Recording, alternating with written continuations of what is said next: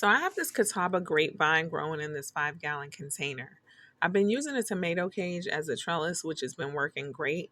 And it's doing better than expected because I didn't even realize the roots had come through the bottom of the container and started rooting into the ground in my garden. I pulled the roots out of the ground and decided to transplant it to this 20 gallon container. I do have some of my other grapevines planted directly into the ground, but this one is one that I'm experimenting with container growing.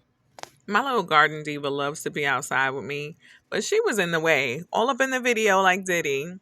She's a good girl though. Now, the best time for transplanting grapes is early spring or late fall when the vines are dormant to reduce stress. But clearly, this one got away from me, so unfortunately, I have to transplant it now. I laid down my tarp and gently turned the whole container upside down. Thank God it came out nice and smooth with no fuss. I had my container prepped with some potting soil, some homemade compost, and some soil amendments, and I was able to gently place it in its new home. After placement, I reused the soil from the tarp, and I wanted to add some black cow as a top dressing, but clearly I had butterfingers. Most of it ended up on the grass, but that's okay because I picked it right up and put it back in the container and worked it into the existing soil.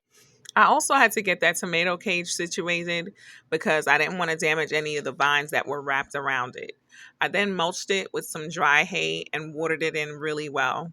I left it in partial shade for 2 days before moving it to a spot where it'll get full sun. And I also placed a paver under it so the roots are encouraged to stay in the container. And here it is in its new and hopefully permanent spot. Happy gardening!